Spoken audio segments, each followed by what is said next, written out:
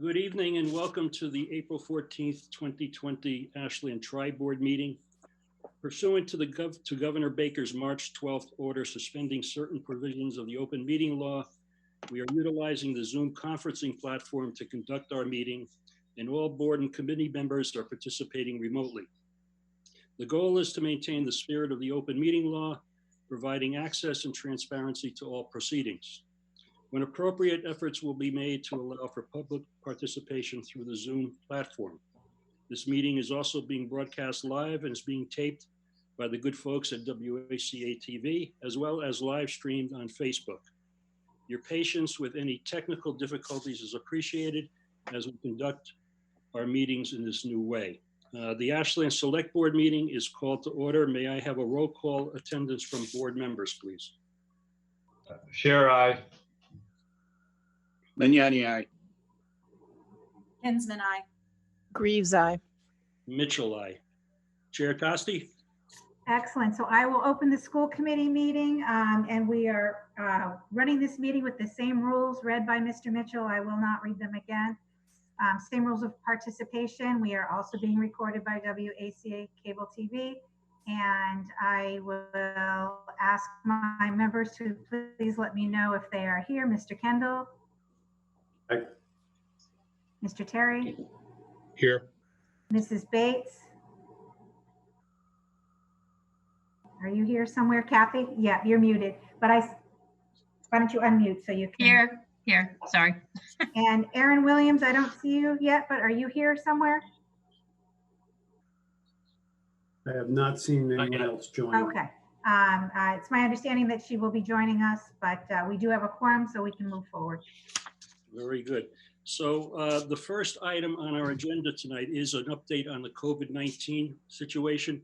Town Manager Herbert is going to be delayed entering this meeting, so I would suggest that we move that particular item down to the bottom of our agenda. Turn it over now to the School Building Committee to proceed.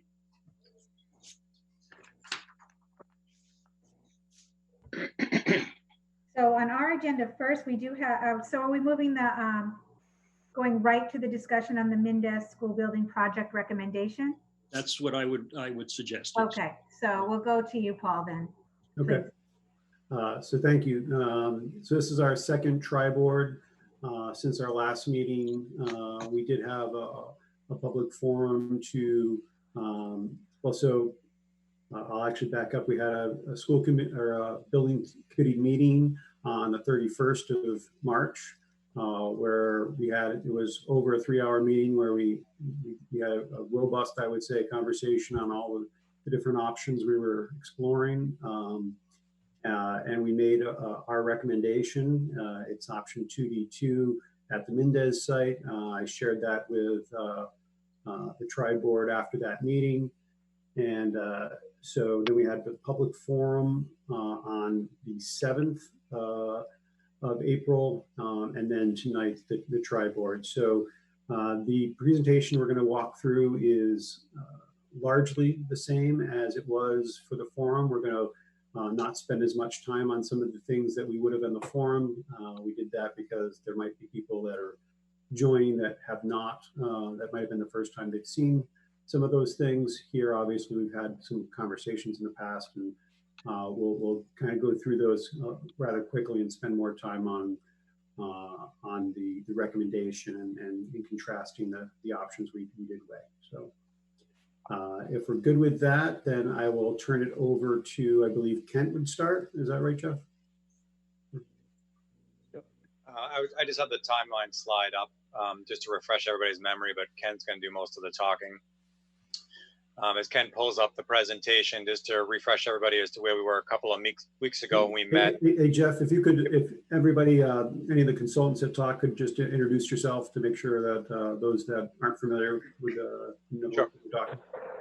Absolutely. So if you want to scroll to slide 3, have the team listed, there you go. So I'm Jeff D'Amico. I'm the owner's project manager from Compass Project Management. We're your owner's rep, helping guide the town through the process and coordinating with the Mass School Building Authority.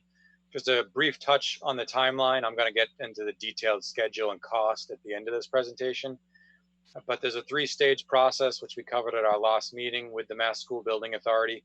we're in that middle stage known as the preferred schematic report, which is the point in the process where the town comes to a conclusion on what's the recommended option they want to move forward with and submit a report to the MSBA asking them to concur with that request of the option that you want to develop further detail into schematic design. So the timeline in front of you shows that decision being made in April here, with a submission scheduled for May 6th, and then bringing it to the MSBA's board vote in June. And then we'll touch upon the other dates, but this is all leading towards a fall funding vote from both a special town meeting as well as a ballot. I'm going to let Ken talk about all the design details, and you'll hear more from me about cost and schedule at the end. And we're certainly here for any and all Q&A. Ken? Great, thanks, Jeff. With this project, and everybody who's attended the community forums and school building committee meetings know that a lot of conversation revolves around three main variables: grade configurations.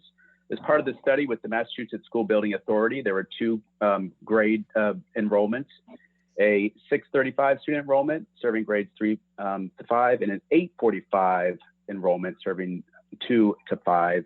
And the school committee and school building committee agreed that the 3-5 configuration was the best choice. Also part of this project was two sites that were evaluated: the existing Mendez Elementary School and the middle school. And we'll hear more about that. But that's a major factor for the recommendation you'll hear tonight. And sustainability, we know how important this is to the town, and we have our consultants from Green Engineers who are going to walk us through some of the sustainable features that have been discussed throughout this project. And with that, I'll turn it over to you, Chris. Thank you very much. My name is Chris Schaffner. I am CEO of the Green Engineer, and we are sustainable design consultants working for Flansburgh Architects as part of this project. Because this is an MSBA project, the MSBA has green school requirements that we want to meet. And in fact, we want to meet their highest level, which gets a 2% additional reimbursement. So that would require us to be 20% better than Energy Code and to be able to be LEED certified. But the town of Ashland, of course, has goals far beyond that. And your town meeting voted in support of a resolution to be net zero within the next 20 years. And so this school, the Mendez School Building Project, is to be designed with that goal in mind. So we are thinking about being either net zero or net zero ready. And basically the difference between those two is whether or not the project would include renewable energy on the day that it opens. So a net zero building would have that. Net zero ready. At some point in the future, you could install renewable energy systems on the site or at some other place in the town to serve the building. And so since the MSBA doesn't pay for the solar in any case, the town has that flexibility. So if we go to the next slide, we have, as mentioned, LEED as a goal. So we're starting from a basis of a building that is designed to be a good learning environment, a healthy building with plenty of natural light, fresh air, and all of those things we need for a good learning environment. And we also are talking about a building that's a very robust building envelope. So we're going to make sure we minimize the heating and cooling loads by having insulation in the walls and the roof at a very high level, and also windows that are triple glazed to minimize the heat loss and the heat gain.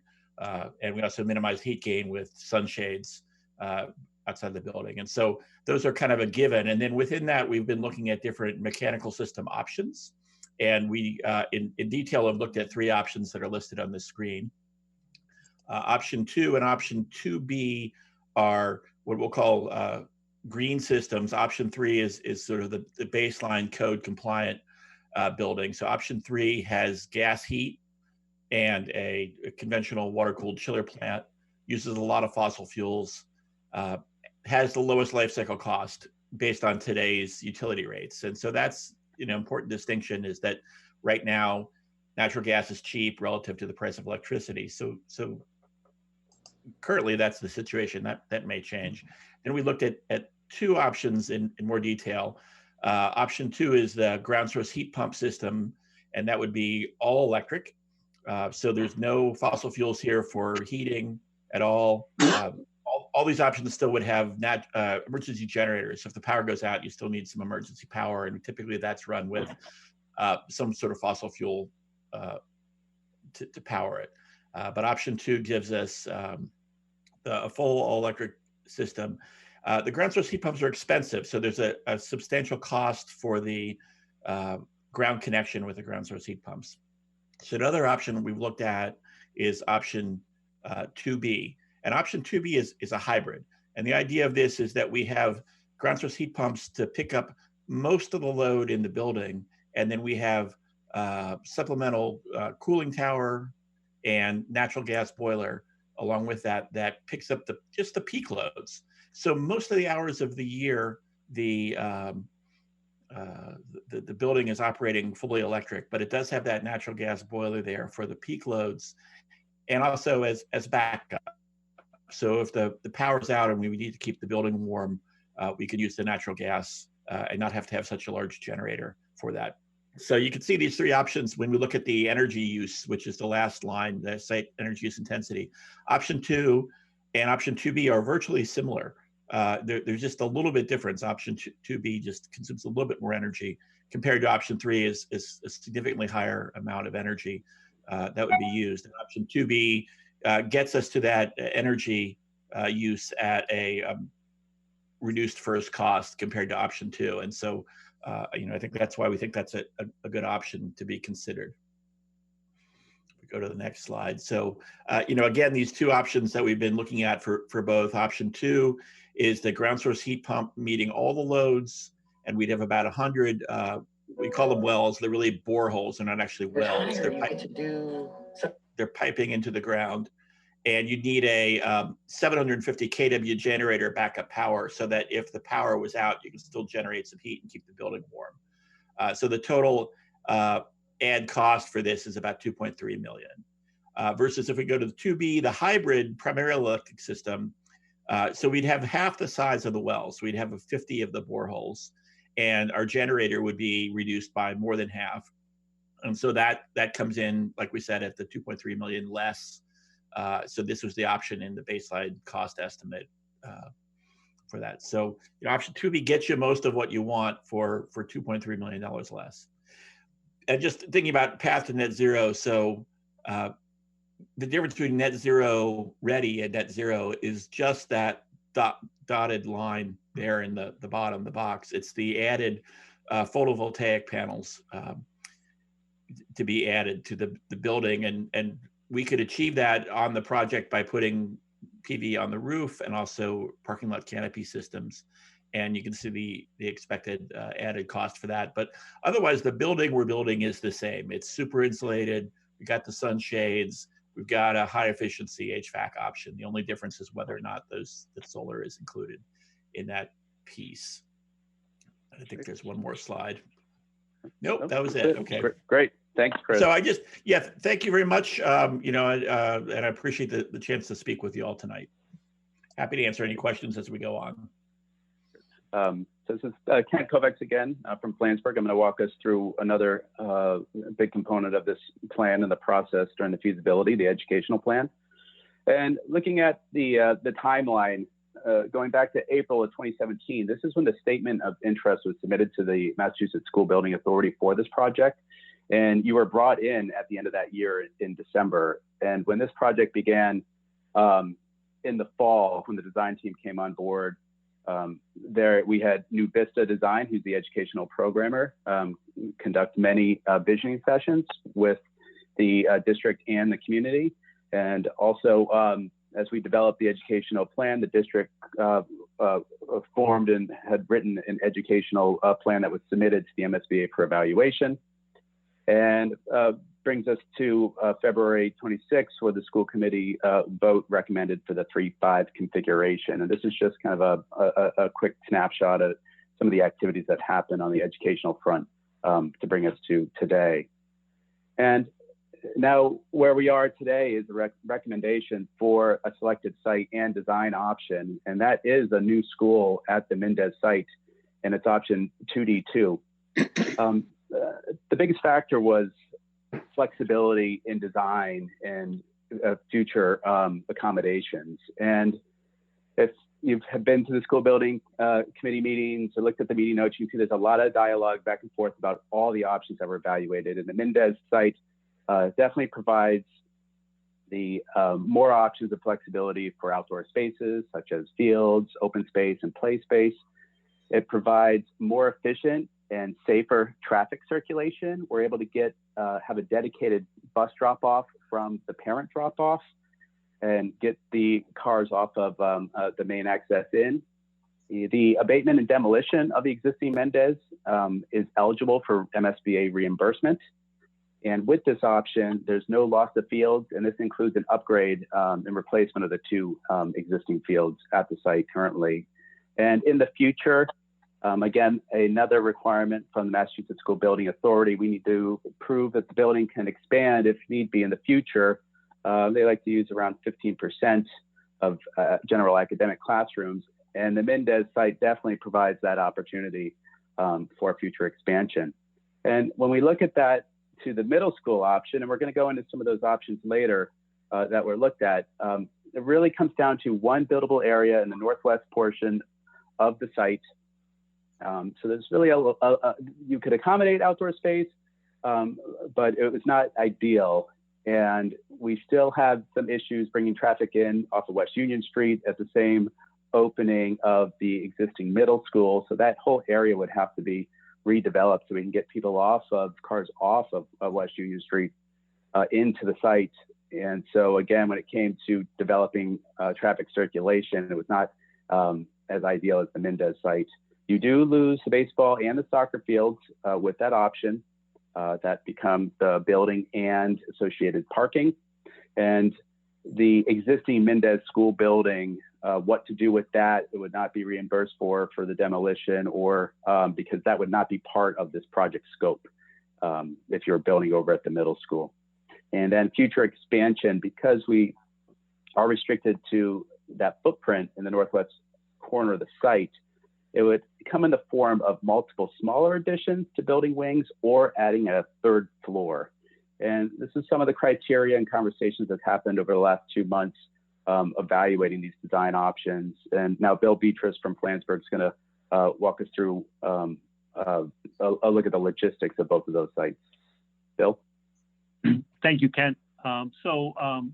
Looking first at the middle school site and just kind of piggybacking on what Ken said, here you can see that the site is tight. We do have a buildable area shown in orange there, and the proposed or the buildable area for a new school really is that on top of that baseball field. And you can see the odd shape of the site.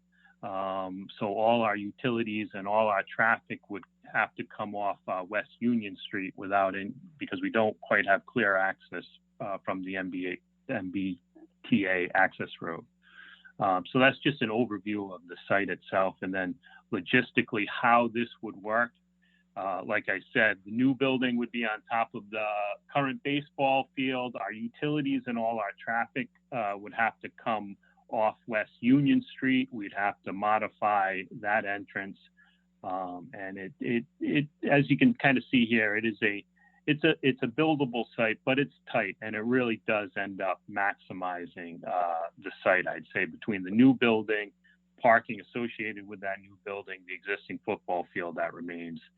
You are pretty well maxed out. So we looked at, as Ken mentioned again, we looked at the Mendez site, and here you can just see graphically here, it's a much more flexible site, a larger buildable area behind the existing Mendez school. And then logistically, how that works out is this project or this site would really be phased, where the first phase, we'd build the new school, have plenty of room for a laydown area. We have plenty of opportunities off Concord Street to come in to separate construction traffic and normal school traffic. This scenario, this site would be a two-phase construction project where we build the new school first and demo the existing building, and then the second phase would be the development of the playfield that you see in this area off to the west. And you can see, you can kind of see visually here the flexibility in this site and the opportunity for outdoor space and future additions. Great. Thanks, Bill. So that brings us to the design alternatives that were evaluated, and many were evaluated as part of the feasibility phase. And the goal was to leave no stone left unturned. And when we look at the middle school option, you can see we're always showing an option in that northwest corner in different configurations. We even looked at 3-story options for a smaller building footprint. And at the end, there was one option, option 6A, that was promising. And so that was discussed quite a bit for a 3-pod configuration on the site. It had access to the a play area to the south. A new entrance would be to the east. Plenty of parking to accommodate this new building. And again, everything is kind of revolves around the existing multi-purpose field remaining in place. And a new vehicular access road would loop around the building, as you can see, to the west. And that's where we need to bring parents for queuing. And for all the options, for 635 students, we're looking at around 1,400 linear feet of car queuing space to consider as part of this overlay when we're looking at the site. And so when we look at, here's a 3D mapping of that building, and going into the floor plans a bit, we have the academic wings to the north and the community functions to the south. And this is school community functions such as the gymnasium, the cafeteria, the media center, and also there is opportunity for after-hour and weekend use for a general community. So when we shift to the Mendez Elementary School site, this is when you can really see a variety of different options, different shapes, different configurations, just because there is more space at this site and all respecting the existing footprint of the Mendez. Because as Bill had just walked us through the phasing logistics, we want to be able to construct a new building and reduce the disruption to the students and teachers within that building. And so we do have some flexibility. Yes. Sorry to interrupt. I think, Scott, I think you have a quorum now. So do you want to call your FinCom meeting to order and do a roll call? Yep, I will. And thanks for jumping in there, Paul. So at 6:30, I'll do a roll call of the FinCom. Scott Wernetzky, I'm here. John Moore, Vice Chair, he's not here. Jen Cooney. I'm here.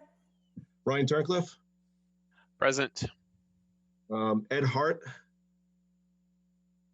I didn't see him. Jack Walsh.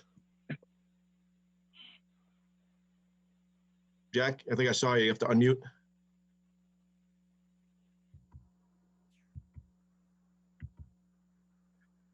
Is he still there? I can see him, Scott. All right. I just unmuted him. Jack, are you there? Yes. All right, Jack. And then Ashwini. Not here. So we have 4. We have a quorum. So okay. And just so if somebody hasn't their name doesn't appear normally on like their full name in Zoom, just you can raise your hand and we'll notice you there that way as well. okay. Thanks, Paul. Okay, Ken. Sorry about that. Yep. Great. So after evaluating many different options, again, we did have 2 enrollments at one time, the 635 and 835. The school building committee recommended option 2D2, which we're going to go into more detail here. And so this building would be constructed north of the existing Mendez footprint, and that's highlighted with that red dashed line. And what's showcased in kind of the purple shade are the academic wings based on a 3-pod configuration, and we'll go into some more conversation about that. And then highlighted in the yellow greenish shade is the community spaces of the media center, the gymnasium, the cafeteria that would have direct access to the play area and the new fields. We'd have ample parking with parent drop-off and a dedicated bus drop-off to have a safe configuration there for students arriving and leaving school. Just an axonometric view of the massing. This would be a 2-story building. And then a look at the plans, very simple. The academic wings to the east and the community wing to the west, and that could be locked off during a community event after hours or on the weekends. And the plan, we're going to go into some detail, is really exciting on the academic side, where we're trying to have common spaces, pull all three pods together, and perhaps embed some enrichment spaces such as art or STEM. And it's a great way to activate those academic pods. So in lieu of having long corridors with classrooms off of it, these are really academic houses, and we'll go into some more detail about that in this slide. And this was a big a feature of the project, where the educational plan that's written to explain your academic features starts to transform into a visual, into the floor plans. And so it's based on 3 academic houses: a 3rd grade academic house on 2 levels, a 4th grade academic house on 2 levels, and a 5th grade. And they all converge on a common space that's connected to outdoor learning spaces. And I'm going to turn it over to Principal Kyra to walk us through some of the advantages of this model. Yes, thanks, Ken. So, pardon, my answer machine is going off right now, so I'm sorry about that in the background. Let me just give it a second.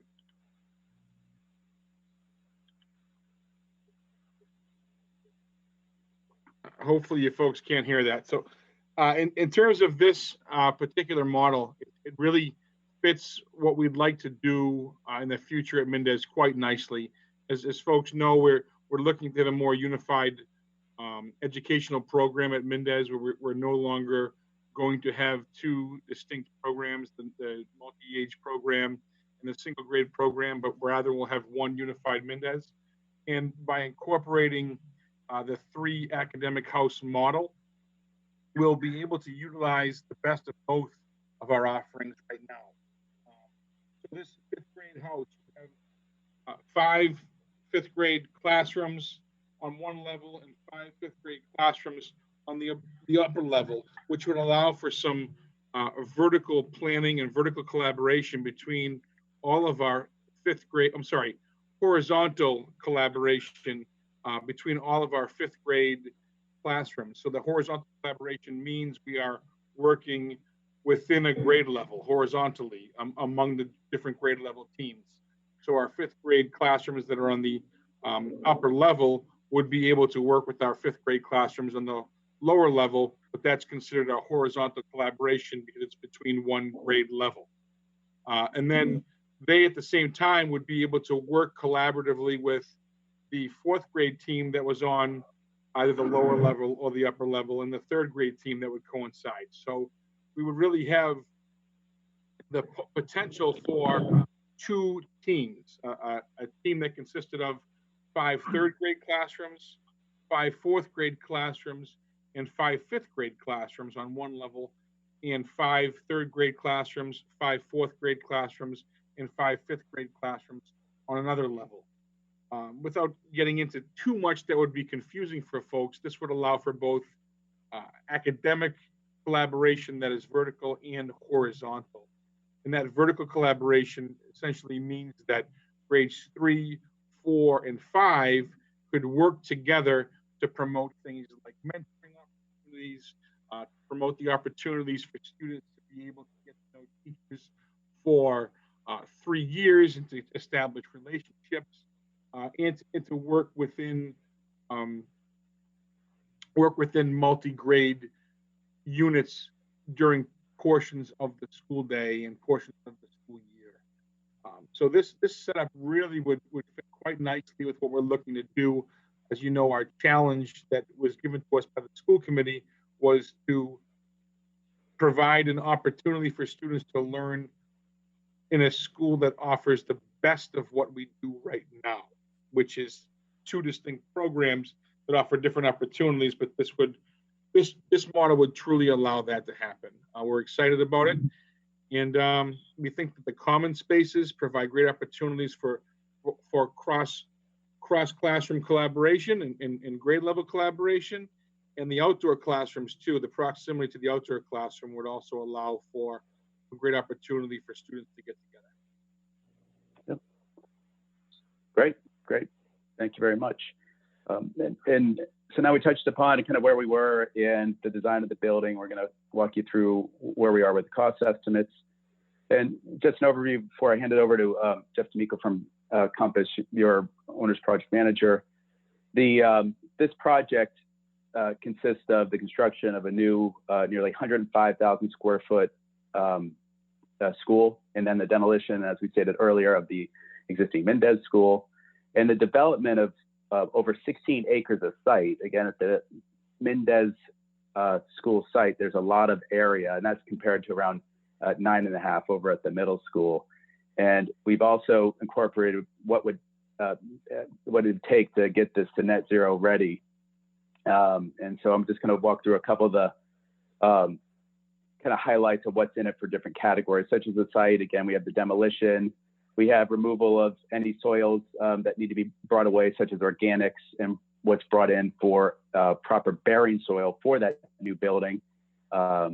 The development of over 16 acres of site, the stormwater management system, the new play fields, the parking, proper sites, vehicle charging stations, and then at the Mendez, a proper allowance for trees and planting when we construct the building and the site amenities, and we come back and we make sure that we've respected kind of the natural environment as well that's there now. When we go into the building, the current Mendez Gymnasium is 8,000 square feet, and this school matches that. And with the MSPA guidelines for an elementary school, it's 6,000, and it's tight. And so this would add 2,000 square feet to above the MSBA guidelines, but this would match what you currently have at your Mendez Elementary School. For the mechanical, electrical, and plumbing, as Green Engineers Chris Schaffner explained, we are going with the option B2 as the baseline with the geothermal and the backup generator, LED lights throughout. We have the super insulated envelope, triple glazed windows, exterior sunshades outside the building. What that's going to do is going to reduce the direct heat gain into the building.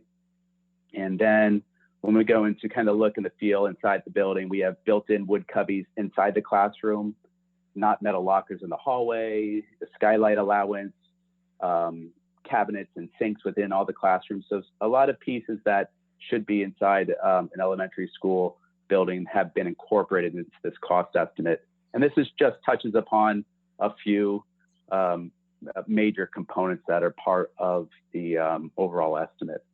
And with that, I'll turn it over to Jeff D'Amico from Compass.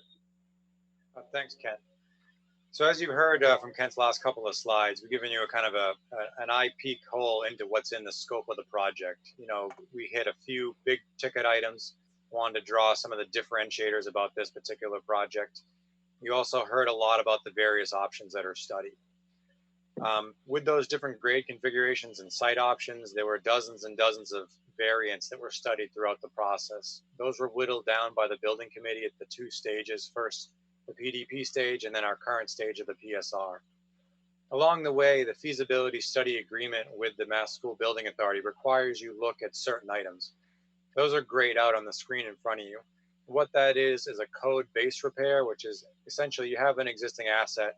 What does it take purely to bring that up to code today, not responding to the educational program, which is that first line. Second, they want you to look at and vet out addition renovation options. That was also considered by the building committee, but thought to be not as desirable as the benefits provided by new construction on the same site. Lastly, the other gray item was the larger grade configuration. We did carry that through to costing out, which is the 845 students for 4 grades at a cost of about $96 million from a total project cost. The building committee narrowed down their focus on the 2 sites using the 635 enrollment. And of the multiple variants of the Mendez site, option 2D2 was the best selection of the Mendez site. And of the variants at the middle school site, option 6A was the best selection viewed by the building committee. The option for 2D2 and the ultimate recommended option is the Mendez site. The total project cost, taking account construction and soft costs, is estimated at $84.1 million. Where at the middle school site, it was total estimated cost is $78 million. And there's some significant drivers that make up that difference that you heard at previous slides tonight. Most notably, there's a loss of fields at the middle school where there's replacement fields at the Mendez site. There's also the inclusion of the demo and abatement of the existing Mendez building. And as Ken alluded to, having a larger site allows for a more appropriate placement of circulation space and parking and other accoutrements of the site. So the site work itself is a little higher on the Mendez site. Those are the big drivers of what the delta is between them. But when you get back to the building itself, cost per square foot, they're in line at the Mendez and the middle school sites. Next slide. So the, you want to go to the next slide? Oops, sorry. So where we are on schedule. So this is the more detailed timeline. You saw that kind of graphical one earlier. So we're geared up to move forward with a schematic design through the Q3 this year, wrapping that up to submit to the state in fall, and then bring it back to a special town meeting this fall with Ashland. From there, after an approval from both the MSBA and the local residents, you would move into design development, permitting, and construction documents, taking you through 2021. At that point, by the end of 2021, we'd be ready to break ground in construction, essentially in December of 2021, assuming about a 20-month duration for construction would allow the new school to open on the Mendez site for fall of 2023. Once that school is open in fall of 2023, we can then lock our focuses on the abatement, demolition, and site work that'll be left to completed around the existing Mendez building. We envision that, depending on how the winter goes, to take us through spring of 2024 and into the early part of the summer, completing your total project. Next slide. So the near term, where do we go from here? Tonight, the school building committee is seeking the vote of the Board of Selectmen and the school committee to complete the requirements needed to have a recommended preferred option with the Mass School Building Authority. The building committee will then reconvene on the 28th to approve the submission of an actual report to the MSBA that'll go in on May 6th. Due to COVID, that submission will now be done electronically, but the MSBA is still maintaining all their deadlines and their schedules and are on track for their future meetings. That includes your next major milestone of June 24th, where they would review your package that you've submitted for the preferred option and then come to an agreement on that option to proceed moving forward to schematic design. The design to date represents about 17%. As you know, Ken alluded to some of the details that are already being worked out and reflected in the cost estimate. And that'll start to get more reflected in the design over the summer months. When we get to September, we will cap out the schematic design, which is roughly 25 to maybe 30% of the completed total design of a project. At that point, you would finalize your scope and costs for the project and submit it to the MSBA on September 9th. From there, the MSBA would take it back to their board vote at the end of October, which was targeted as October 28th for their funding vote and approval, and then come back to the town for your special town meeting vote targeted for November, and then a ballot vote in December of 2020. So I know we threw a lot of detail at you. I'm going to turn it back over to Paul to manage the Q&A portion, and we're here to take any and all questions related to the project. Thanks, Jeff. So I'll kind of turn it over to the board and committee members if they have any particular questions. You know, I think since our last meeting, it's really just kind of focused on narrowing that down from the building committee's perspective. And as they alluded to, I just to start it off, I think in all my talking with the different committees when I've provided updates is I wanted to have a middle school site option recommended. That's what I wanted. But through this process, and I'm very thankful that we were able to go through this process, it became pretty clear and that the best option for not only the school, but for the town would be on the Mendez site. And for all those reasons, if we go back to the design and the way the site flows with traffic circulation, there really wasn't a great circulation from an efficiency and safety perspective option at the middle school. Yes, it was workable. We would make it work and we could do it relatively safely. But, you know, if we compare that to what our options are at Mendez, it's night and day. Also, the outdoor spaces that we could, you know, especially this age group of kids, just having a play structure isn't really enough, right? As the faculty and staff over at Mendez would tell you that, yeah, they plan this play space, but they spend a lot of time walking around the track and playing in the field and just the open green space and things like that. So there's, like, I really want to just thank the building committee for, they spent a lot of time on this. And we, like I said, we had a 3-hour meeting even at the end to come to our consensus on what we were recommending. And they were very thorough, very thoughtful. So, you know, I thank them, and they converted me. Like I said, I wanted a middle school option, and I agree. I agree with the rest of them that you know, that wasn't the best solution. So, with that, I'll turn it over to any questions the boards or committees have. And I would open it up to the select board. I think most of us have been through this presentation at least once, but any members that have questions? Yolanda, you serve as the vice chair of the building committee, so any comments from you?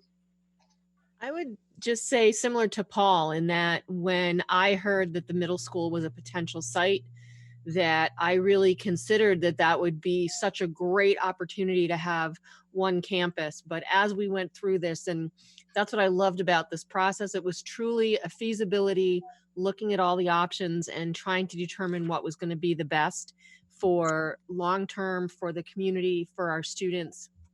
I think the consultants were very thorough and very helpful in how we got to this point.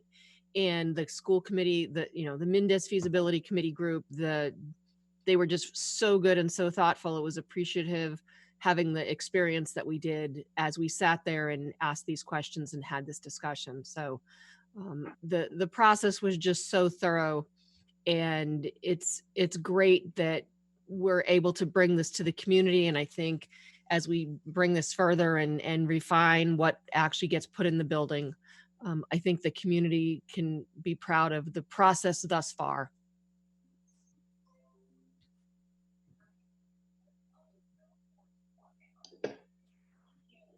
Steve, it's Mark. I do have one question. That's all right. Absolutely. So, and I don't know who this question goes to, but I certainly do want to thank everybody for all the time and energy that you put in over the last whatever number of months, years it's been now. It's great to see something tangible coming to it and getting to this point. And my question, just looking at the schematic, and I realize that it may be fairly early in the process to worry about these details, but one thing that struck me when we looked at the pictures of the pods was dealing with sort of the bubble that we have right now in a number of our classes, and Mendez School moving into the middle school, is just thinking about how the building design allows for flexibility when we have bubble classes, right? Bigger classes that go through that mean that we might need an 11th class of 5th graders as an example, but typically there's also a smaller group. There might be when you have that, you also sometimes have a 3rd grade class with only 9 classrooms in it. I'm just curious if there's been discussion, and if that's too early to even be talking about this, that's fine. But it was a question that came to me as I looked at the graphic image in the presentation. And I'm curious if anybody could speak to that at this point, or if it's just too early. I'm happy to take a shot at that, Mark. It's Mike. Thanks, Mike. So one of the things that we really talked about is trying to minimize class size, and we've taken a look at that. And when we wrote the educational programming plan, we are looking to move from our current 28 classroom model to a 30 classroom model. So right now we have 28 classrooms, and the building that we're looking to build has 30 classrooms. So we're essentially trying to take into account for the potential of additional classrooms at a grade level or a bubble that could present itself. And when we think about potential of schedules, we are looking at the fact that we could have an opportunity where There might be, 7 classrooms, or I'm sorry, a need for a greater amount of classrooms for one grade level than another. And I think that with some creativity in our schedule, we could still move forward with the plan that we ultimately want to have, where it wouldn't necessarily be a 5, 5, and 5, and in one, for a 5, 3, 5, 4, 5, 5, and a lower in 5, 3, 5, 4, and 5, 5. We could be flexible with that, but that would be more of a scheduling thing. And I think with the amount of classrooms that we have built, we'd be able to make it work. Does that make sense? Yeah, thank you, Mike. I appreciate that. Hey, Kent, can you just go back to the floor plans? Yeah, if you go to slide 32, you can see it. Yeah, Yeah, right there. so, and to just piggyback on what Mike said, one of the nice things about this configuration is if you look at that lower house, let's just say, right, the one that's on the on the bottom part of the screen, if that's your bubble, and the kind of goes through, you can pull that classroom that's just adjacent and utilize that. It's not obviously the same as having that in that pod, but the pods are so related that there's always that flexibility that would be a lot easier than, say, if this was linear or stacked three, they're kind of clustered around that common. And with that, I think we do gain a lot of flexibility. And I know, Mark, you were talking about just the bubble, but one of the things about this site is, should that not just be a bubble? Should we have an enrollment spike that we do not foresee? The expansion here is a straightforward one. That, if you recall some of the earlier options we presented, they were a 4-pod structure, and that was a lot of that was driven by the fact that we were talking about an 845 as well. But an expansion on this site is relatively straightforward, being in that open space, essentially just turn into a 4-pod building at that point. Thank you, Paul. Just a question. First of all, I think this has been a great process, and I'm impressed with what you folks have put together and the thoroughness. And I want to congratulate you on pushing for the net zero option. I know that's not easy, and it's going to be a bit of a push, but I think it's very far-sighted, and I thank you for doing that. I just had kind of a basic question. I probably missed it in the presentation, but is the site of the current Mendez School going to be completely demolished? And if so, and if, assuming that's what happens to that space after construction? Is that? Yes. So Rob, if you're able to see what the slide we're on, yeah. The existing building is the red dotted line. Yeah. Okay. So yeah. So when building on this site, the entire building will be demoed, and in that space will be a little bit of the parking and area in front, and then the play space and fields. Okay, so that's what the baseball field looks like there. Okay. Yeah, yeah. So it's great. Okay. really covering the top field, and then kind of where the loop drop off is. Great. Okay. Thank you. Steve, if I could piggyback on that question with the schematic. I'll get to my question in a second. This is great. Thank you all for providing all these options. It looks really thorough. One of the things I actually like about this, and maybe it was discussed, maybe it wasn't, but it gives students an opportunity to go to school maybe closer to where they live. So that's maybe one advantage of our schools spread around town a little bit. My question is related to the demo here in the timeline. It looked like the new school would open in 2023 with a 6-month demo of the current building. Was the field's timing built into that? That's the first question, that 6-month, or was that going to be a longer process for rebuilding those fields? In terms of the actual construction, or how long you have to stay off it? Like the actual construction would be included in there. And obviously, if you want the grass to take, so there'll be a period of time in the fall where you wouldn't want to actively be using that to let a full growing season take hold. But yeah, that that 6 to 9 months assumes that you take abatement through the fall, demo through the winter, and then the site work kind of through the spring. Some of those things can overlap and be concurrent though. Okay, great, thanks. Maybe a little bit harder of a question to ask, but it's obviously a long-term, multi-year project. Of the $84.1 million that you're estimating, can you give us an idea of the spread on that estimate? Is it plus or minus 10%, plus or minus 20% of what you think might come back to us in the fall when the project is? I guess I'm just looking for sort of your variance around that estimate right now. No, it's a very fair question.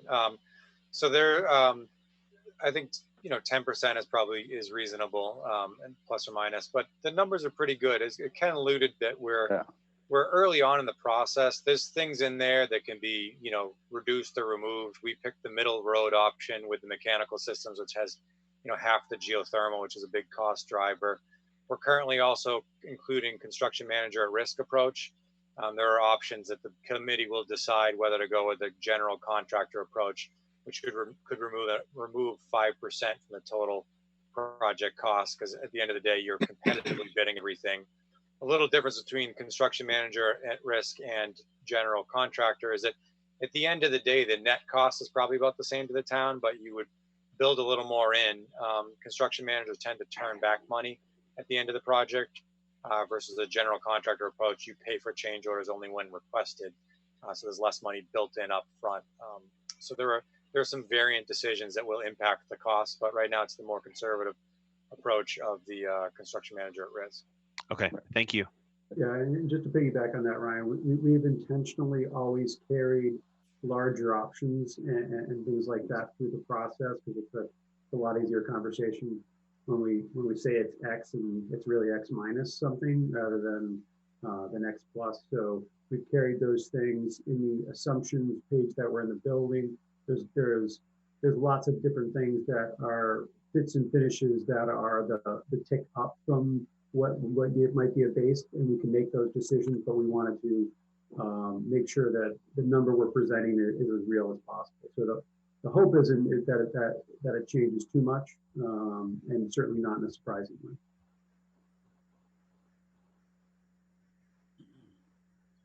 So my fellow board members, Brandy, Joe, any comments or questions at this point? I do have one, Steve. And it's related to piggyback on what Ryan had asked a few moments ago. So I guess this goes to Jeff. That 81.4, that entails net zero costs as well, or is that something above and beyond? So net zero ready. So the slide you saw earlier that related to the super efficient building envelopes, that's the insulation on the walls, the roof, and underneath the floor.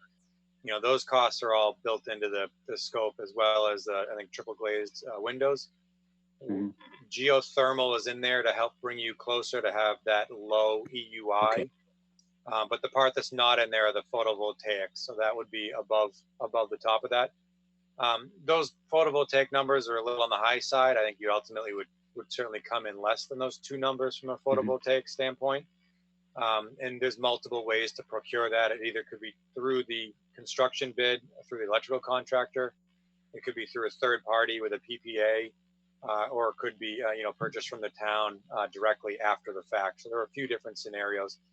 The second number, which is on the higher side of the 3.3 million, would include coming back after the fact, building canopies around the parking lot, kind of ripping up some of the site work you did to do new conduits and things like that. So it's a more conservative number. And we're going to drill down on what's the right amount of photovoltaics with the building committee to present. Yeah, and the other thing to note on this, and I think Chris mentioned it as well, the photovoltaics are going to be on our dime regardless, right? So it can be done in parallel or in conjunction with this project, but it's really, can be done completely separately as well, because it's not, the building is going to be built to the same standards, right? So it's going to be net zero ready. And in addition, the plans will be if we're not putting photovoltaics on at day one, we're still going to run the conduit to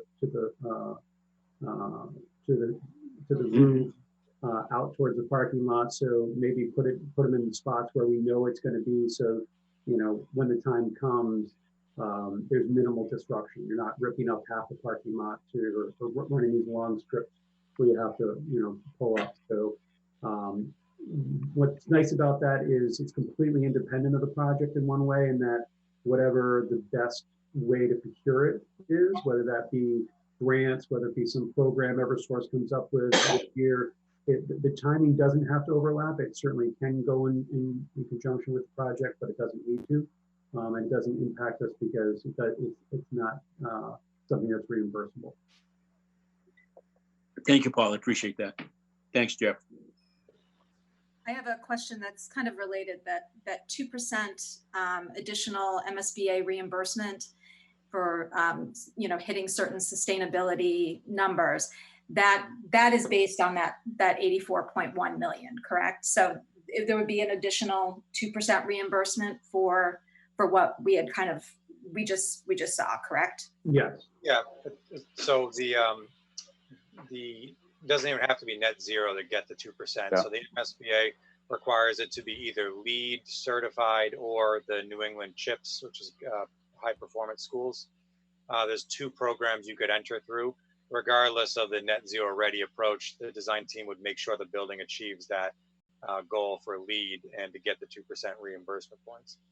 Your overall reimbursement, your starting point is 52.26, and then there's a couple of pluses you can do, which is the 2% for sustainability, and then you get another 1.31% for the rating of the evaluation of the existing infrastructure in town, that you get a score from the MSBA as well. So ultimately, you're looking at a 55.5% reimbursement. But I want to be clear that it's not straight math. There's many caps within the MSBA process that have the actual net reimbursement ends up being somewhere in the mid 40% versus the 55% once you hit all those various caps. And that's also tied, you don't necessarily spend every dollar in the budget. There's usually money left over at the end. So the realized percentage is less than the 55% at the end of the project. Okay. And as far as like when we would know what the final budget would come in at, that plus or minus 10% number, I assume that would be prior to town meeting and prior to, you know, because that would be, my understanding is once we have a number that the town votes on, that is the budget, and that's you know, not going to move after that point, correct? That's correct. So different than some of your other regular projects, you essentially vote a not to exceed number at the completion of schematic design versus waiting to have bids in hand, as you probably do it on your other projects in town. And so when we submit in September 9th, the building committee and you as well, both boards here would come to an agreement on what is that not to exceed number that we want to submit to the state, which ultimately comes back to the tax voters in the fall special town meeting as the not to exceed number. We'll have various contingencies in there with construction contingencies and owner contingencies to make sure that we deliver the project on budget. The other cost in the variant, you know, I don't think it'll be near 10%. You know, I put that out there because the one unknown is COVID, right? So I've personally been through 4 estimate reconciliations in the past month while under this kind of COVID scenario. And the question keeps coming up, you know, what is the ramifications? And it varies week to week based on the global news and which states kind of shut down. So, you know, that is the one variable that will be looked at in greater detail in this summer. And then we'll advise on what appropriate contingency may be because of COVID. We know that on a high level standpoint, we're never going back to the way it was in terms of some safety protocols. So there'll be some new inherent costs just about the way we conduct business in the world, not just in construction. And so there may be some latent costs layered in there. There's also some delays, supply chain issues that other projects in front of us will work through. By the time you go to bid, you know, years from now, you know, those things will be sorted out. But we'll advise on what we think an appropriate contingency is to deal with those types of situations as well. Okay, thank you very much. Good, thank you. Hey, Chris Schaefer, did you were you trying to unmute before or? That's fine. We've missed a moment. It was a fine point that doesn't need to be made, so we're good here. Okay, sorry about that. So Paul and Jeff, if there's no other questions from board or committee members, might be a good time to open it up to the public at this point for some questions. I just want to acknowledge that I believe Aaron Williams is on now. Aaron, are you on? Yes, I am. Okay, Yep. good. Yeah, so we have a full committee and all are present, and And I know Michael that we Herbert, have been kept in the loop all along by lots of very thorough updates, as well as opportunities to attend meetings and forums. So before we move on to the community, I do just want to thank the excellent work of the board, the building committee, and under the management of Paul Kendall, who's done an amazing job. So thank you all. And you know, one reason why we don't have a lot of questions is we've been very, very deeply briefed all along. And I've appreciated watching everybody dig deep into all the different options. There wasn't just an idea of how it was going to be, and then we created a narrative around that. I mean, I've seen the different iterations sort of come and go after thorough investigation. So thank you for that. And at that point, I will join you, Steve, in opening the meeting up to questions from the public or anybody on school committee who still has more questions that didn't get a chance to ask them. and before we do that, I just want to acknowledge Town Manager Herbert has joined us, I believe. He's muted and it looks like his video is off, but he appears to be here. So if he has any comments, Michael, this might be an opportunity. Not at this point. Okay, thank you. So Paul, I'll really turn it over to you and Jeff to manage the public questions. Okay. Paul, it's Mark. Before you go to public comment, I just need to let folks know that I may have to jump off. I've got a call scheduled with a client tonight. I'm waiting for a text to let me know what time they want me to call in. So I just want to take the opportunity, if I'm not on the line when we get to voting, just to voice my support for the project and for the recommendation of the building committee. With that, I will mute myself. So at this point, we'll open it up for public comment. So what we're going to ask you to do is we're only going to allow public comment using the Zoom platform. Even if you're just dialed in via phone, we'll allow you to do that.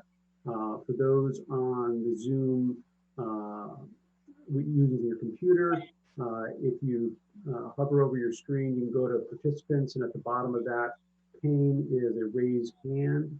So we'll start with people being able to raise their hand. If you're on the phone, you tap the screen, there's a dot in the bottom right, and the raised hand feature will be in there.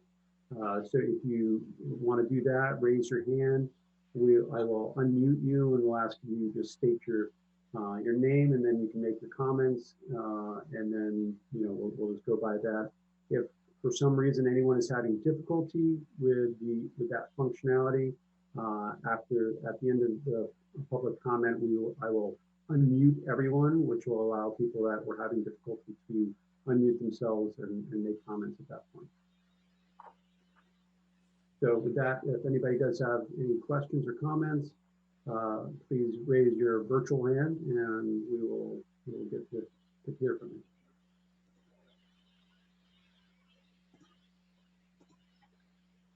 All right. I see Matt has a raised hand. Matt, you are unmuted. Hi, thank you. This is Matt Marshquist. I'm chair of the Sustainability Committee, and we have been fairly involved with this through the process. We've had good updates from the building committee and Paul. And so I want to thank you again for doing that and for thinking of net zero throughout this project and incorporating that planning. We reviewed the proposed systems at our April 6th meeting, and we're very happy with the building envelope recommendations.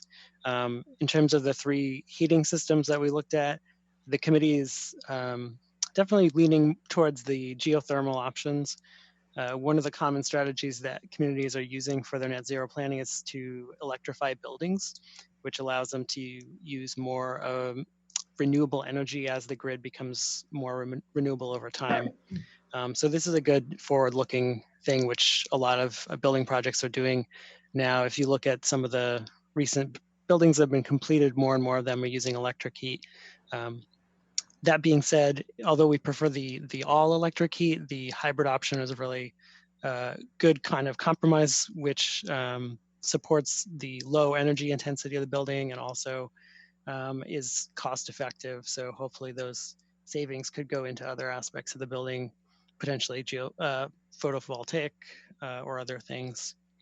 And we like that the gas option is only used for peak demand, so it would not likely come on very often. I just wanted to say one other comment, which I think it's important to note, that with this project, you're getting a more kind of insulated building, and it obviously has better efficiency and performance. But there's also additional benefits from that for the students and the staff. So the building will be able to maintain temperatures throughout the year and be comfortable for learning during more months of the year. So you wouldn't necessarily have these fluctuations where in the summer you'd have these 90-degree days and the kids are sweating and having trouble focusing. And you may also have better airflow with modern systems that are going to be in place. So the kids would have better air quality and better temperatures for learning. So I think that's a great thing about this project as well. Thanks, Matt. We're all looking forward to that. Yes, thank you. Thank you, Matt. Anybody else? I'm not seeing any hands raised, Lori. Neither do I. Right, so unless there's any other additional comments or questions from board and committee members, we should probably move on to the next item on our agenda, which is the selection of the preferred design and the So vote. Steve, just to make sure that anyone who might have had trouble locating that, I'm just going to unmute and everyone. It gives everybody the opportunity, and then I'll mute everyone, and then the board members can unmute themselves. That's all right with you guys. Sounds good. All right. At this point, I am going to unmute everyone. For those that are on computers, that might just pop up a dialog box that allows you to unmute. So that way anyone, including those that are just dialed in, if you do want to participate, you can do that at this point. I just did that. So if you are wanting to make a comment at this point, just respectfully announce yourself and try not to talk over anyone else if you can. Have to mute you.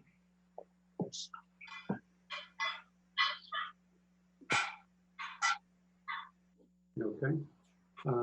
So I'm going to hit mute all, but that'll mute everyone, including the board members. You can all just unmute yourself as we do.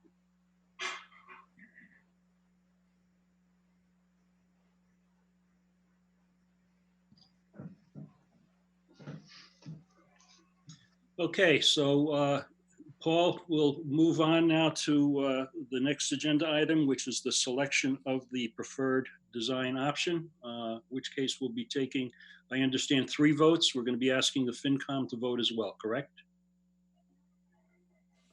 We would love their vote as well. Okay, so why don't we start with the select board, and I would ask my colleagues any other additional questions or concerns.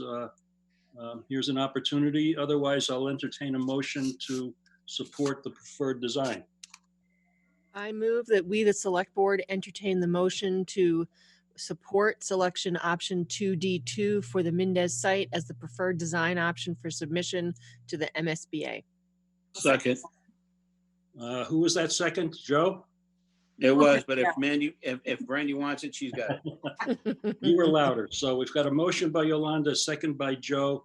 We're going to do a roll call vote. Mitchell, aye. Greaves, aye. Sure, aye. Kinsman, aye. And that carries 5-0 for the preferred option. Yeah, nice job, everybody. Awesome. Excellent. And I will ask for a vote from the school committee now. A motion, please, first. Who wants to make that motion? I can't see everybody. I can only see a few people. So I'll make a motion. I move that the school committee selects option 2D2 on the Mendez site as the preferred design option for submission to the MSBA. Second. And I will do a roll call vote. Ms. Williams? Aye. Mr. Kendall? Aye. Mr. Terry? Aye. Mrs. Bates? Aye. Mrs. Tosti? Aye. That passes. Nice. Very good. And we'll turn it over to the FinCom for any deliberations on their end.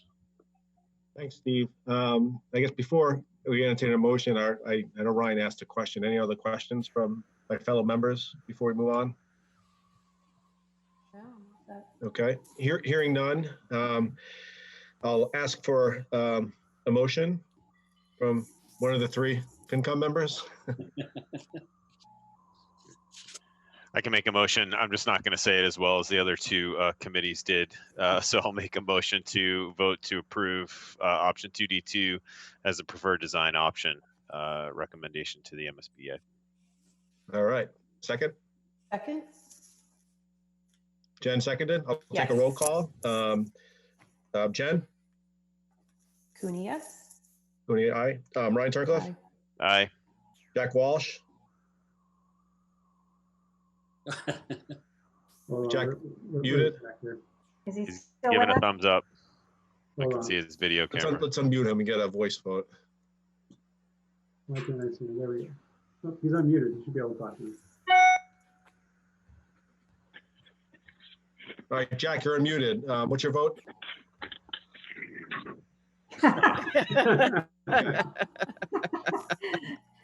I have to come back for that one. Okay. Yeah. Yes, let the record show he wrote yes, I guess. Somebody And, take a screenshot of that. Yeah, I know. Exactly. And I vote yes as well. That's 4-0 for FinCom.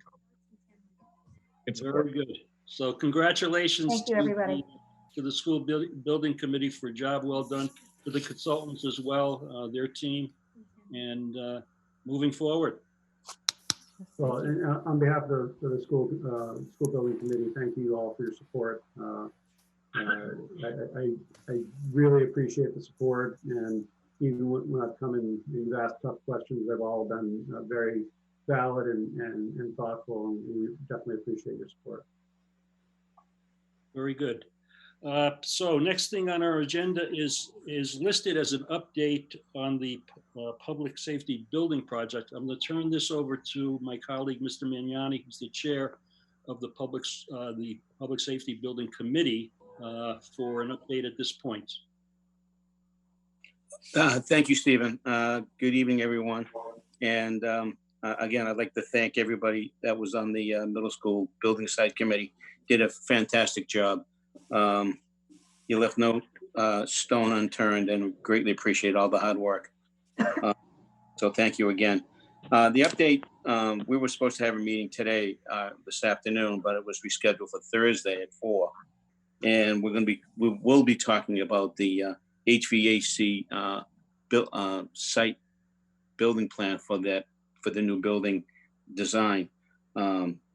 So I know that either Amy or Janet from HKT will be doing the presentation on Thursday. The meeting starts at 4 o'clock.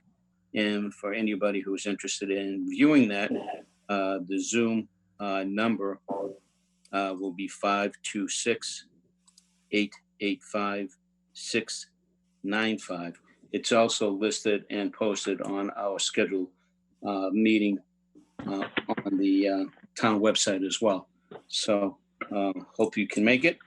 And it'll be a presentation on the HVAC system that's been designed for the new public safety building. And as for anything else at this time, I know the architects are diligently working and sharpening their pencils to get everything done that needs to get done in the time frame that we have slotted. So that's all I have to offer at this time. Great. Thank you, Joe. Thanks, Joe. So the next thing we deferred earlier in the meeting, discussion or update on the COVID-19 situation. We were waiting for Mr. Herbert to join us. So Michael, if you are still on, if you would be so kind as to give us an update.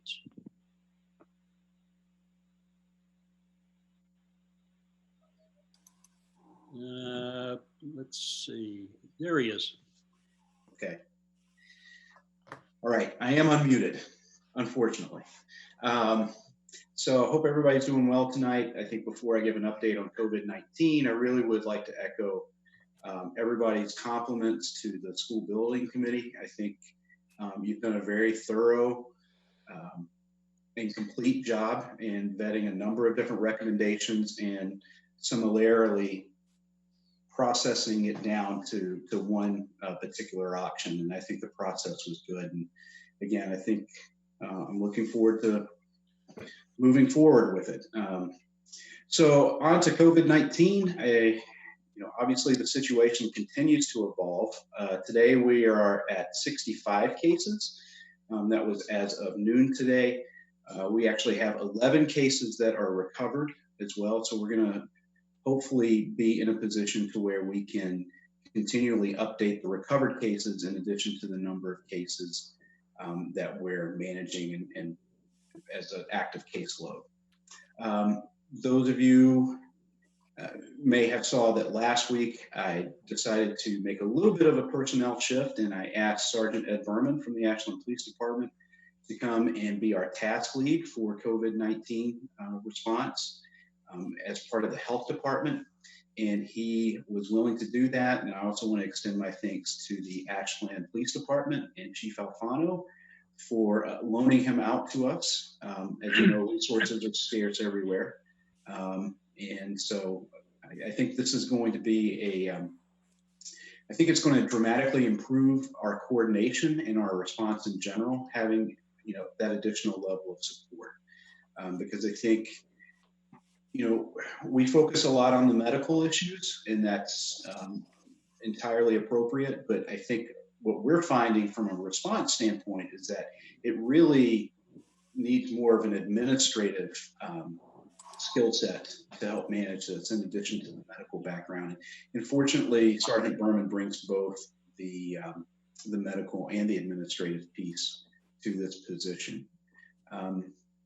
I think we're continuing to serve a number of residents through our social service program. So between the food pantry and the 3R program, and now that Meals on Wheels is actually up and running again, we really have kind of broadened our approach to food insecurity in town in conjunction with the school's lunch program, which I think you're doing that 2 times a week, Jim.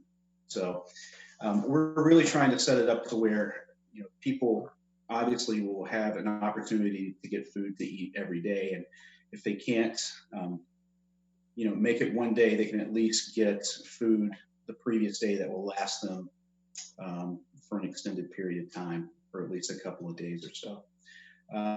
We're starting to also look at some of the, I think, the more mental health issues and challenges affected with this. As much as I love Zoom meetings, I can't believe I'm saying this. I like to be in meetings together with all of you. It's difficult. It's difficult for people in the workplace.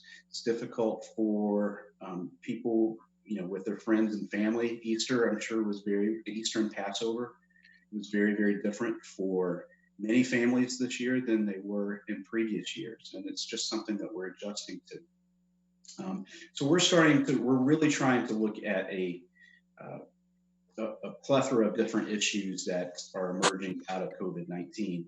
And then the last one I want to discuss is the economic one, and it's unfortunately one of the more sobering ones. So earlier today, the legislature held, I think they were phrasing it, an economic roundtable of some really top-level economists and people in finance and state government. Obviously, they all had their very different opinions. The one thing that they could all agree on was that it's going to be bad. And I think it's just really kind of the range of what does bad mean. I think probably the worst case scenario that I heard was that we would be looking at state revenue declines of approximately 20% for FY21. Now, for comparison, if we look at the Great Recession of 2008, 2009, state tax revenue declined 13%. So we're looking at again, in a worst case scenario, a 50% increase over that. It's too early to say right now what that means for our FY21 budget.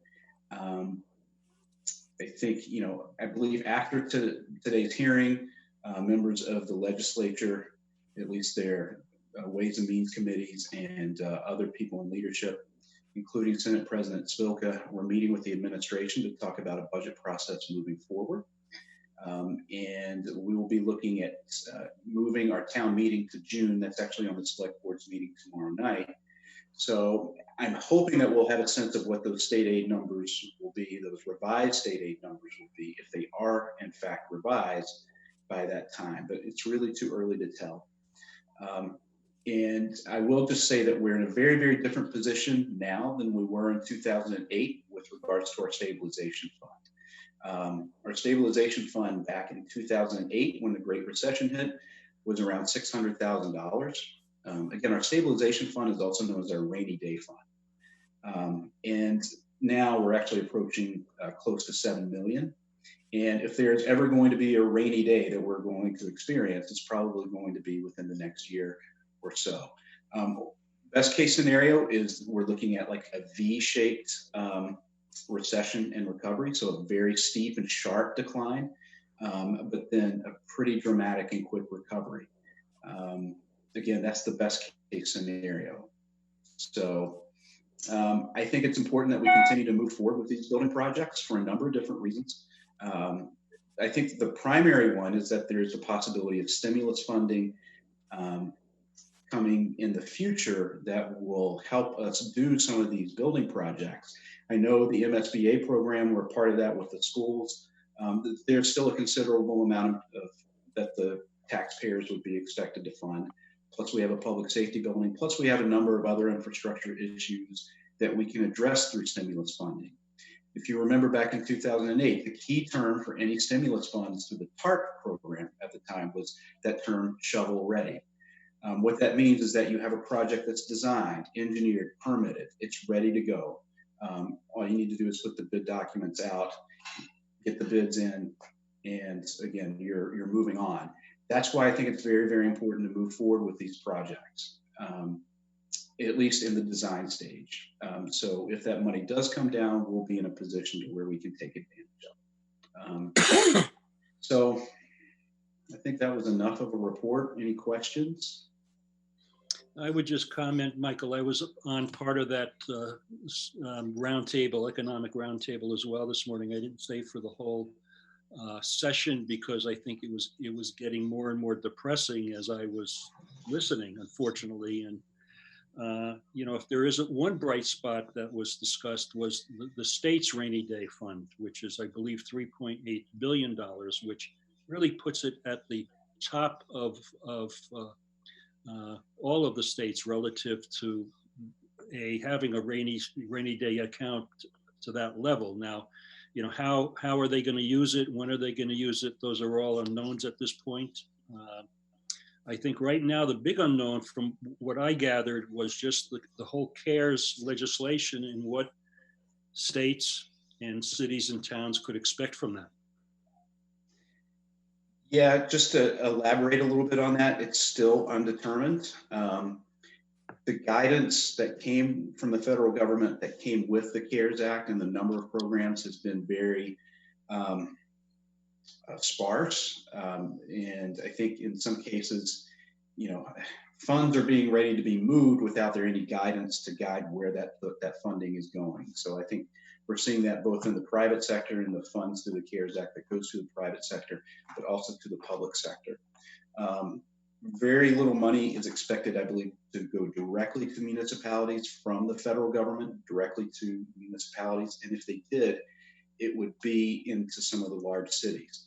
What we're concerned about as a group of 351 cities and towns here in Massachusetts is that many of us, municipalities and communities, do not reach that type of threshold. So we want to make sure that we're able to get our fair share of funding. And so you will hear more conversation about that, I think probably amongst your elected colleagues in other communities, as well as some of the appointed officials as well, as we start to coalesce around a strategy. But I think there is going to need to be a concerted effort to ensure that that money gets flows down from the federal government to the states and then on to the municipalities. Yeah, that's a good point, Michael. And I was on a webinar with the Mass Municipal Association earlier in the week, and they spoke about that, the fact that the larger cities through the community grant block grant program benefit, but MMA is very adamant that everybody shares in the pie. And I think it's incumbent upon all of us as public officials, select board, school committee, finance committee to be pressing for this. Agreed. So any other comments regarding COVID-19? Any questions for Michael at this point? Jim, did you want to add anything from the school side? I know that you've been updating at all of our meetings, and we are meeting weekly now. But if you want to say anything while we're all together, please feel free. You're muted. Yeah, that's fine. I'll just give an overview of conversation we had today with the Commissioner of Education, and as we meet weekly as well. But high level, obviously last week on the 11th, a bill was passed through the Senate and on to the governor to cancel MCAS for the year. I think it's critically important to understand that there were a lot of calls for the Commissioner of Education to cancel MCAS a lot sooner. Unfortunately, he doesn't have that power. So I tried reminding folks, it's actually Mass General Law that states we have to have the MCAS. So there had to be legislative action, and the governor had to sign off on it, which he did on Friday. And as quickly as the governor signed off on it, MCAS is gone for the year. And it's also federal law that the funds that we receive through the federal government is required that we have an accountability test, which is the MCAS. So it's not as simple as just the Commissioner of Education saying, let's get rid of MCAS. Unfortunately, we wish he had that power. That initially was the recommendation of the governor, that was removed actually at the House level to do that. Secondly, probably within the next 6 days, we would anticipate further guidance from the governor with regard to school closure and extended closure. As if you're following along with the peak in Massachusetts and the cases and the resources, you'll notice that line has shifted quite a bit over the last 2 weeks, where 2 weeks ago they were anticipating our heavy resource use was around April 17th. They've moved it out to about April 29th now. So our peak is moving further and further away, which means the CDC has recommended you need 4 straight weeks of continual decline before they recommend any schools being open. So if that gives you some early indicator of where the governor may be going with regard to increasing school closure, that should be a good indicator for you. That being said, we're still in the process we're in week 3 of our remote learning. There will be continued guidance from the Department of Education once decision is made with regard to closing further. As I've stated before, I do not anticipate us being back in school this year. That's my gut feeling, but they have yet to figure out what constitutes a large gathering of folks. And as you know, schools are large gatherings of folks. So until they can guide us on that, and they are working towards that actually for the fall, looking at all variety of options for school districts with staggered openings, grade level openings versus having all 700, 600 kids walk into a building. So along with teachers. So there's a lot going on in the policy world of education right now, trying to figure this out as well. So, and I concur with Michael with regard to the economic status, and the commissioner as well as the CFO of the Department of Ed were on those calls today too, and reiterated the dire situation that we're heading into, and we'll just have to continue to go play it by ear. I've heard, so Steve and Michael, correct me. I think instead of having budgets going back and forth, they're looking at creating just one budget right now in collaboration with administration instead of going back and forth. So I can't confirm that, but I'm hearing that too. Which would help us through the May timeframe to at least have some numbers that are a little more substantial. That would be a positive if that is what they wind up doing. I mean, Yeah. it's ridiculous sometimes how long it takes for them to all concur. So let's make it easier this time around. Well, that's one of the things. I'll end it on this. I did ask in the conversation today, and I did get laughed at by the Commissioner of Education. I did ask to consider canceling MCAS for next year as well, 2021, as we could pick up anywhere between 15 and 30 school days for instruction if we didn't have to actually, prepare for the test and or administer the test. And he literally laughed. So not a chance right now is what he said. So I'm trying. You're not asking tough questions if you're not laughed at, Jim. So. Right, fair enough. Thanks, Ryan. Keep putting yourself out there. I do, believe me. The Senate President knows how I feel about it. Well, that was my impression also, Jim and Michael, about the way the budget was going to be handled at the state as well. I think there was a supposed huddle after this meeting. They called it a huddle. Senator Spilka and Speaker DeLeo, the administration were meeting. So hopefully, as Yolanda suggested, it's a new way of doing business this year. So any other comments from my board, from the select board before we adjourn? I just want to wish everybody well. Stay safe. Likewise. Stay hunkered in. Yeah, good. Absolutely. Yeah, I just want to thank both Michael and Jim and all of their staffs for all the work that you're doing and all the efforts to, maintain our programs and services. So thank you. Yeah, I would agree with that, Steve. Thank you to Michael and Jim for all that they're doing for our citizens. And thank you all for the support. And obviously I can't, and I know Jim feels the same way, can't speak highly enough of our staff and just the team. And I'm including, also boards and committees on that we have just working here. And it's just, it's really been an amazing experience. It's been tiring, but it's an amazing experience. Good. So I will entertain a motion to adjourn the select board. So moved. Second. I've got a motion by Yolanda, a second by Rob. Mitchell, aye. Reeves, aye. Kinsman, aye. Vignani, aye. That carries 5-0. So thank you. Thank you. Thank you. Thank you, folks. I'll be looking for a motion to adjourn from somebody on school committee, please. So moved.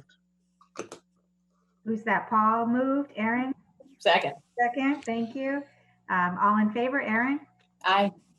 Paul? Aye. Mark? Aye. Kathy? Aye. Laurie? Aye. That passes. We can adjourn. Thank you.